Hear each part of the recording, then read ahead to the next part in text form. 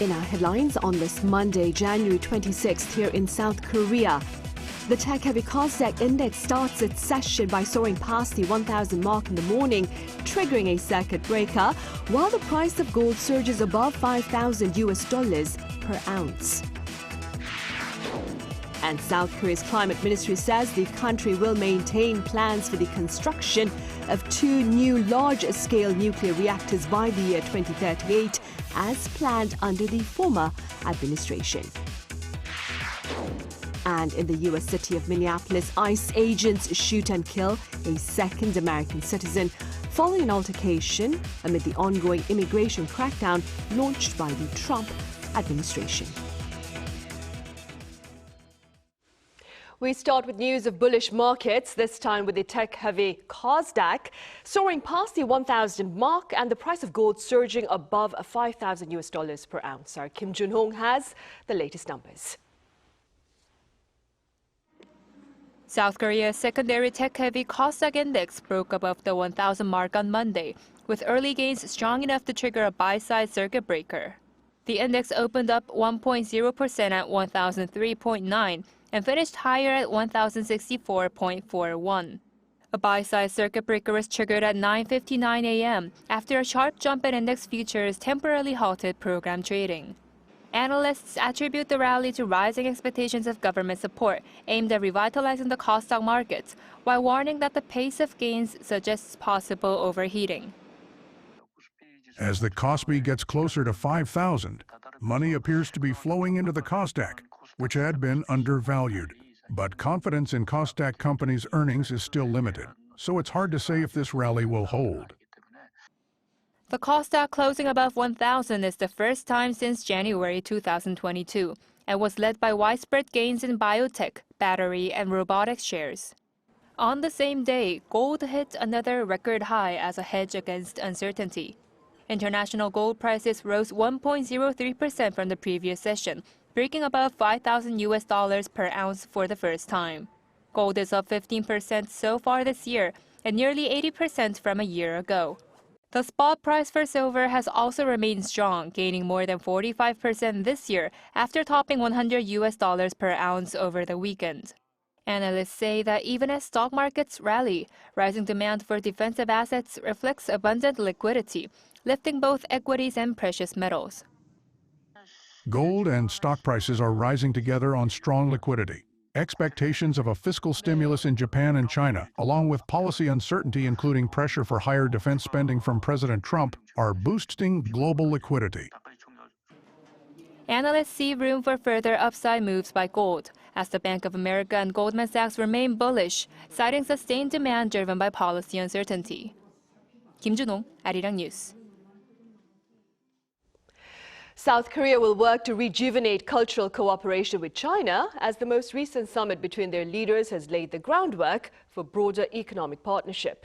Now, this is according to Finance Minister Koo Yoon-chul on this Monday. Our Ian Jin covers his remarks. Following a recent summit between South Korea and China, the government here will move forward to work towards gradually restoring cultural cooperation alongside economic cooperation. Deputy Prime Minister and Minister of Economy and Finance Koo Yoon-chul presided over a meeting of economy-related ministers on Monday. During the meeting, Koo noted that President Lee Jae-myung's visit to China was the first by a Korean leader in 9 years, marking a milestone in restoring bilateral ties that have deteriorated in recent years. He also emphasized that it was time for the two countries to build a future-oriented foundation for cooperation.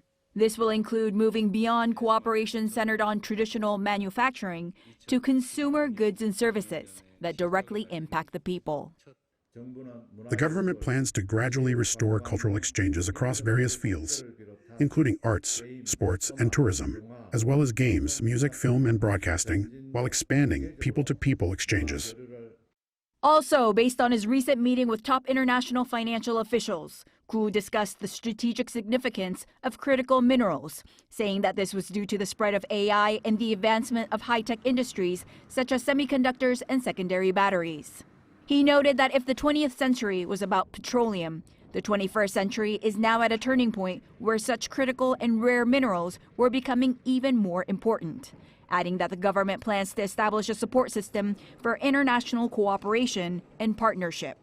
At the meeting, Deputy Prime Minister Koo urged all ministries to work closely together, always keeping the national interest as a priority in the spirit of forming a one-team Korea. Lee Eun-jin, Arirang News. Presidential Chief of Staff Kang Hoon-sik will discuss defense industry partnership with officials in Canada. Addressing members of the media here ahead of his departure earlier this morning, Kang spoke of promoting South Korea's hopes to partake in the Canadian patrol submarine project. Canada is looking to procure up to 12 submarines in a project worth over $40 billion. The bidders are currently down to 2, including a consortium of Hanwha Ocean and HD Hyundai Heavy Industries competing against a German entity. Meanwhile, Kang is also scheduled to travel to Norway this week for talks on possible exports of the Chunmoo multiple rocket launcher system. Kang's overseas missions follow his early appointment as a special presidential envoy for strategic cooperation. Prime Minister Kim Min-seok returned home earlier on this Monday following his trip to the U.S. He sat down with U.S. Vice President Vance to touch upon a wide array of issues, ranging from Kupang's massive data leak to follow-up efforts to their joint fact sheet to ways to engage North Korea. According to Kim, he and Vance also agreed to set up a hotline to facilitate interaction on bilateral matters. Meanwhile, as part of broader efforts to ensure clean energy, the Lee Jae-myung administration will maintain the former administration's plan for the construction of 2 nuclear reactors by the year 2038. Our Cho Young-eun explains. The government announced Monday that it will move forward with a plan under the 11th Basic Plan for long-term electricity supply and demand. Minister of Climate, Energy and Environment Kim Sung-won said the government will build 2 large nuclear power plants, along with 1 using small modular reactors, as originally outlined in the plan revealed last year. To address climate change, carbon emissions must be reduced across all sectors. In the power sector, coal-fired generation, which currently accounts for around 30% of the total, must be phased out by 2040. The 11th Basic Electricity Plan, released in February last year, proposed the construction of 2 2.8 gigawatt nuclear plants by 2037 and 2038, as well as the 0.7 gigawatt SMR plant by 2035. The government later announced it would reconsider the project from scratch through bipartisan discussions. Following 2 rounds of policy forums and public opinion surveys, the ministry said an average of 80% of respondents agreed that nuclear power was necessary, with around 60% supporting the additional construction of power plants. The ministry also plans to expand energy storage systems and pump storage power generation to address the intermittency of renewable energy, while improving the flexibility of nuclear power operations. Korea Hydro Nuclear Power is expected to begin the site selection process for the new plants in the near future. Construction would proceed after a 5 to 6 month site evaluation period, with permits targeted for the early 2030s and completion scheduled for 2037 and 2038. Cho Young-eun, Arirang News.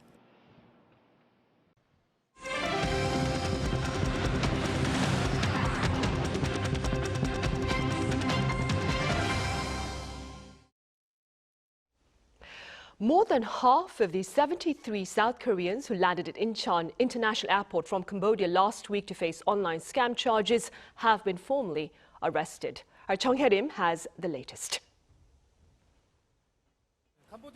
South Korean police said Monday morning that formal arrest warrants have been issued for the 55 of the 73 scam suspects extradited last Friday. The authorities had requested warrants for 72 individuals immediately upon their return, excluding only 1 person whose charges were considered minor. The largest group of the arrested, 49 phone scammers investigated by the Busan Metropolitan Police, were arrested yesterday afternoon due to the potential for flight risk and possible destruction of evidence if they were released. The suspects reportedly posed as government officials and retailers, with the former tricking small business owners into purchasing goods for them from the latter, and later vanishing with money paid in advance. Police say those scams alone targeted 194 victims and caused losses of nearly 6.9 billion won, or almost $4.8 million US. A married couple who allegedly ran romance scams using deepfake technology were also arrested at Ulsan police station. The couple, who defrauded 104 people out of some $8.3 million, had gone through measures such as receiving plastic surgery to alter their appearance to avoid capture. An additional 4 suspects who were detained at Seoul and Incheon district police stations were also formally arrested, according to officials. Meanwhile, the remaining 17 suspects are attending warrant hearings, which began this afternoon at the Daejeon District Court in South Chungcheong Province. The statues of these suspects, who defrauded 30 victims of approximately $3.4 million US, will be decided later today. Some of the 17 waived their right to attend the hearing, police said. Police officers say once the court issues decisions, they plan to wrap up the investigation and transfer the cases to prosecutors by this Friday. 정혜림, Arirang News. In the U.S. city of Minneapolis, a 37-year-old American citizen has become the second person to lose his life after an altercation with ICE agents that ended with the latter shooting and killing the ICU nurse. Our Kim Do-yeon covers this latest tragedy. Tensions in Minnesota have reached a boiling point following the second fatal shooting by federal immigration agents in Minneapolis this month. Crowds gathered on Sunday to mourn Alex Pretti, a former nurse at a veterans hospital. Demonstrators marched toward Minneapolis City Hall chanting "ICE out," breathing freezing temperatures to demand an end to what they call an unchecked federal surge. Despite the public outcry and the escalating unrest, federal authorities maintain that their operations will not be scaled back. Our Title VIII immigration mission continues unabated here in Minneapolis, despite yesterday's tragedy that was preventable by folks making better choices, politicians, journalists, and would-be anarchists and rioters. State officials are pushing back. Minnesota Governor Tim Walz directly addressed the Trump administration, questioning the strategy behind the federal deployment that has now resulted in 2 deaths, including 37-year-old Renee Good earlier this month. So my question is, what's the plan, Donald Trump? What is the plan? What do we need to do to get these federal agents out of our state? You thought fear, violence, and chaos is what you wanted from us, and you clearly underestimated the people of this state and nation. The circumstances surrounding Pretti's death remain disputed. It has been confirmed that Pretti was armed and held a valid license to carry. Authorities claim he intended to harm agents, but video footage from the scene has not definitively supported these claims, and a witness identifying himself as a U.S. veteran stated that Pretti did not appear to be resisting at the time of the shooting. The instability is drawing concern from businesses in the state. The Minnesota Chamber of Commerce, representing over 60 CEOs of major state-based companies, issued a statement Sunday calling for an immediate de-escalation. The chamber emphasized that the business community has been in communication with the White House and local mayors, warning that the current volatility is threatening the state's economic stability. Kim Do-yeon, Arirang News. Also in the U.S., a ferocious winter storm leads to fatalities, flight cancellations and blackouts across the southeastern and northeastern parts of the country. Our Lee Soo-jin has details. At least 11 people have been confirmed dead as a massive winter storm continues to batter large parts of the United States, bringing heavy snow and ice from the Gulf Coast to the northeast. According to authorities on Sunday, the deaths mostly stem from hypothermia due to the freezing temperatures. The powerful winter storm has also knocked out electricity for more than 1 million customers, with outages reported as far west as New Mexico. Utility crews are working to restore power, but icy conditions and fallen trees are slowing repair efforts in many areas. It could take days to restore power, and we know behind the storm, there's more cold air. So if you are stuck without power, you're going to want to find a way to make sure that you can keep your home warm and keep yourself warm for potentially days after this storm. The storm has also triggered widespread travel chaos. According to flight tracking site Flight Aware, more than 10,800 flights scheduled for Sunday were canceled nationwide, following more than 4,000 cancellations on Saturday. Airports across the east and south were forced to shut down or significantly scale back operations as runways and aircraft were coated in ice. Calling the storm historic, President Donald Trump on Saturday approved federal emergency disaster declarations for a dozen states, while the U.S. Department of Homeland Security said 17 states and the District of Columbia declared weather emergencies as the storm intensified. Officials are urging residents to avoid unnecessary travel and prepare for extended power outages, as forecasters warn that dangerous conditions may linger even as the storm's system gradually moves eastward. Lee Soo-jin, Arirang News.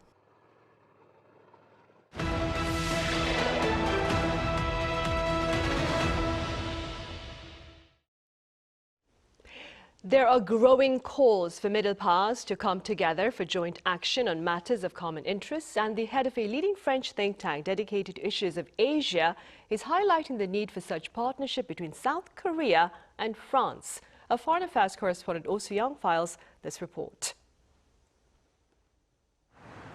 Seoul and Paris must make their partnership instinctive and institutional to jointly counter global challenges. That's according to Arnaud Levaux, a French foreign affairs advisor and academic leading the Asia Centre.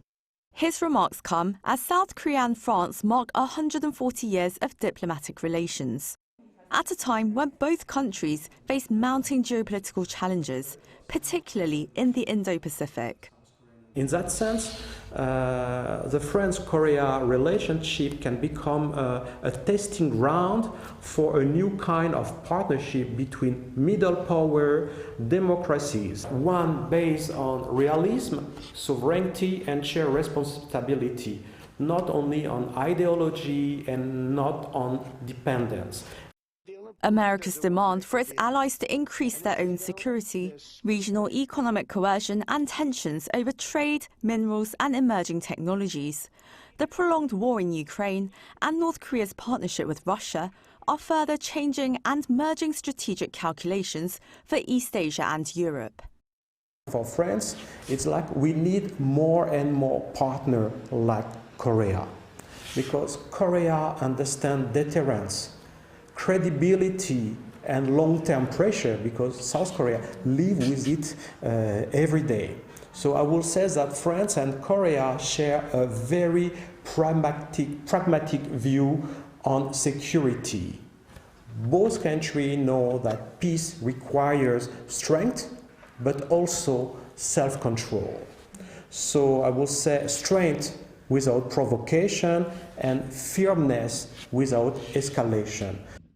From military and industry to technology, space and supply chains, Levaux believes potential for deeper partnership lies in both national and economic security and new strategic domains where larger powers are competing for dominance. The first one will be maritime security and the protection of global commons, meaning that both countries, South Korea and France, depend on open sea lines, freedom of navigation and stable maritime space. So we can think to go from joint naval exercise to information sharing.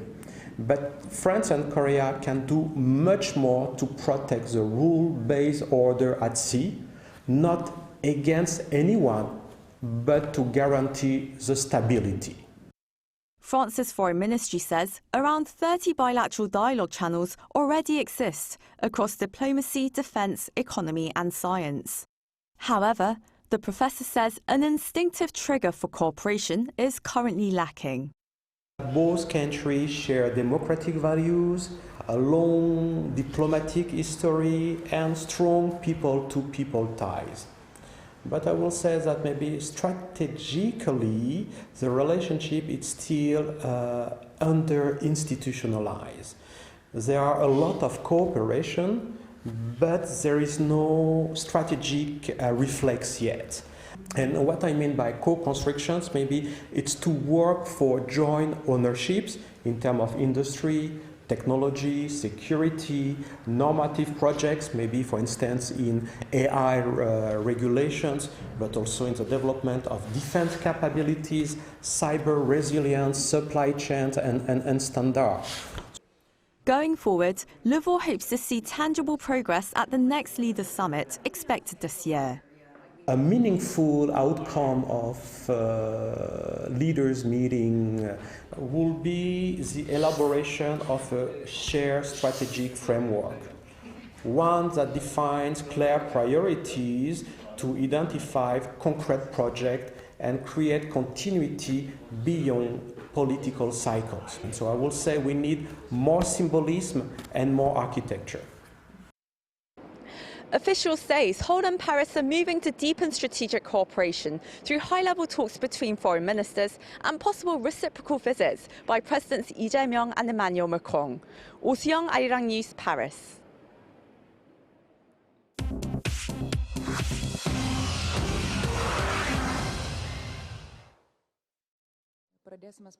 This is The World Now, bringing you everything you need to know from around the globe. Ukrainian President Vladimir Zelensky has said that a historic U.S. security guarantee is 100% ready for signing. He emphasized that this document now only needs a signing date before heading to Congress for ratification. This announcement on Sunday follows a breakthrough weekend in Abu Dhabi, where military officials from Ukraine, the U.S., and Russia held their first direct trilateral negotiations in years. Zelensky said the talks aim to push forward efforts to end Russia's nearly 4-year invasion, but stressed that Ukraine's territorial integrity remains non-negotiable. Negotiators are set to return to Abu Dhabi on February 1st for the next round of talks to finalize terms. In Indonesia, authorities on Sunday resumed the search for 82 missing people after a landslide killed at least 10 in West Java province. Heavy rains, which began the day before, triggered the collapse early Saturday in Pasir Langgu village, West Bandung. Rescue teams continued operations as weather conditions improved, but unstable ground and rain warnings slowed efforts and limited the use of heavy machinery. Officials said the collapse buried homes in a residential area, forcing evacuations and raising concerns about further landslides with more rain forecast for the region. U.S. President Donald Trump has threatened Canada with a 100% tariff on Canadian goods if it makes a trade deal with China. Trump said on Saturday that such a trade deal would allow Beijing to use Canada to bypass U.S. tariffs, calling it a direct threat to American economic interests. Canadian Prime Minister Mark Carney responded on Sunday, asserting Canada respects its U.S. trade obligations and seeks only to rectify specific tariff issues with Beijing, not make a free trade deal. American climber Alex Honnold stunned onlookers in Taipei on Sunday by free soloing the tallest building in Taiwan. Honnold scaled the 508-meter Taipei 101 skyscraper without ropes or safety equipment. He completed the climb in 91 minutes as thousands watched from below, with the event broadcast live by Netflix. The climb took place with official approval from Taipei 101 and city authorities after being delayed 1 day by wet weather. Chu Ji-hyun, Arirang News.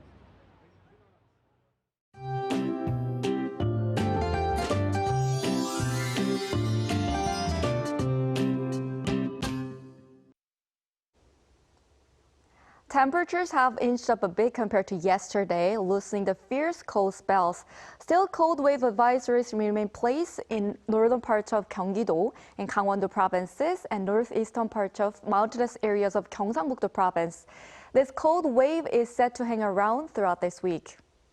Late tonight into tomorrow morning, rain or snow is forecast, mainly in the west coast areas and Jeju Island. About 1 to 5 centimeters of snow is expected in the mountainous areas of Jeju Island, 1 to 3 centimeters in the Jeollado provinces, and around 1 centimeter in western parts of Chungcheongnam-do province. Tomorrow morning will start off at minus 7 degrees Celsius in Seoul, minus 4 degrees in Daegu and Gyeongju. Highs will rise to only minus 2 degrees in Seoul, minus 1 degree in Chuncheon. Meanwhile, areas in the East Coast with no precipitation are drying out fast. Please be careful not to start any wildfires. That's all for Korea. Here are the weather conditions around the world.